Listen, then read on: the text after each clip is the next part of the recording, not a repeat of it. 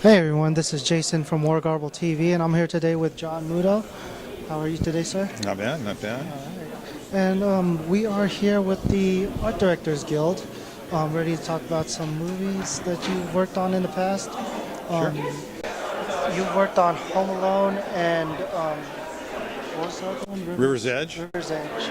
And how was it working on those? Well, you know, movies are movies, and the essence of being a production designer is being able to do, to not get stuck in a certain style. I did River's Edge early in my career, but it was very important to me. It was one of the first movies I did where, as a production designer, I did a very different thing than what was written in the script. I convinced the director that the movie was written for the wrong area. It was written for suburbia, and it should be shot in a community where the woods were breaking in, because I felt the symbolic quality of that would aid the film, and it turned out. Not that I get any credit for it or anything, but it was a big lesson for me, because I'd only worked in pretty much science fiction movies. I started working for Roger Corman, and I did visual effects and animation, that kind of stuff. So that was a kids movie. River's Edge was a kids movie. And then I guess maybe, 10 years later or something, I did Home Alone, which was really, I always like to think of it as it was sort of a remake of Straw Dogs. You know, it's the same story as the Dustin Hoffman Mayhem picture, The Peckinpah, except it was John Hughes and Chris Columbus, and it was about a kid defending his home. And for a designer, the thing there was, it was about him defending his home, so the home had to be worth defending. And as designers, at least the way I work, you know, you try to come up with something. If you're a college boy, you'll call it the objective correlative, some sort of objective thing that will define what the movie's about. For Home Alone, it was a Christmas movie, so for us, this house was green, red, and gold. There were no cold colors, there was no blue, and pretty much we stuck to it. And the trick, of course, is to do that and have it still seem like a real place. Nice. So you had creative control over what was going on? Well, I had to direct, in a way, sure. I mean, you collaborate with the DP, you collaborate with the director. The DP and the director and I got along really well on that picture. It's probably the easiest or the most pleasurable film I ever worked on. And, we built everything because it was a stunt movie starring a child that took place mostly at night, which was hard to convince the studio to spend the money, but they did, and everybody was very happy with it.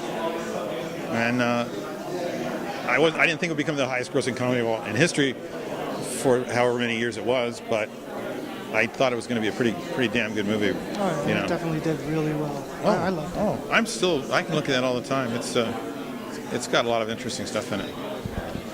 Does that answer your question on that? Yeah, it Sure. definitely does. Sure. Now, you said you worked on sci-fi, and one of those sci-fi movies, the short that you worked on, was the Terminator 2 3D. Yeah, Terminator 2 3D, which is I think you call it a special venue movie. It runs at Universal. It's been running for at least a decade. In a way, it was a big, sort of interesting dream project. I started, as I said, working for Roger Corman in Venice, California, with a bunch of people, many of whom have sort of gone on to big things. The Skotak brothers, who won a lot of Oscars. I could go through a lot of people, but the main person people remember from those days is Jim Cameron, who came in as a model maker on this picture that we worked on, and I was an animator on the picture. And the guy who hired all of us, a man named Chuck Comiskey, who's still a producer and works with Jim, when this thing came up, he decided to try and put together the Corman crew from 1979 or 1980, put it together to do this Universal thing in whatever it was, 95. And he came close to getting many of us. So it was, for me, some people find Jim hard to work for. I found him the easiest director I ever worked for. Because for me, I had a bit of a past history with him, not that we were close pals or anything, but I felt like I knew him and he knew me. But he's all about competence. And if you were competent, he might try to trick you into missing something, but he was so delighted when people did things properly that I actually found him really the easiest of directors. So we did this picture, which was only 20 minutes, but I got to build a part of the Terminator universe that had never really been seen, which was the future. So we found we went out to a place called Desert Center, which is the name of the place and the description of it as well. Middle of the desert, which had been a mining operation, and there were the skeletons of a few buildings left. But basically, we could do anything we wanted there. We could have shot off an atom bomb and gotten away with it. And we basically did.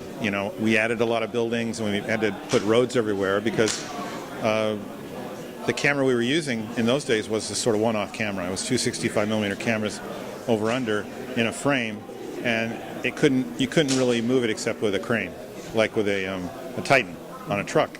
So we couldn't really do anything unless you had a road. So we built roads all over the place, and it was very interesting to do that. Half of the movie's there running around outside, and you see all that. And then the other half is inside in what we called a parking garage that had been hit by a bomb or something. And that was all tilted floors and tilted ceilings. And that was a really amazing set because we're on a Titan.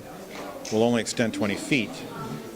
But if you know Jim, he's going to want to be able to take the camera anywhere on the set, which meant the set could not be wider than 40 feet. So I had to build a set that was endless and yet was only 40 feet wide. So I've built perspective, what they call forced perspective sets, where you shrink the background in such a way that it looks like it goes way back, but it doesn't. In this thing, what I did was I scrambled the perspective by using different size columns and stuff so that all you knew was you were in the middle of a lot of chaos. Right. And it really worked. I'd never done such a big project. It was a major stage set for that. Oh, yeah, and I have to say the end product was amazing. I got to tell you, you got to give the visual effects guys a lot of credit. They were so good. The Skotek brothers built the models, and they followed so closely. They built them after the stage sets that I don't know where my sets begin and their set extensions go on. I've looked at it, tried to look at it frame by frame.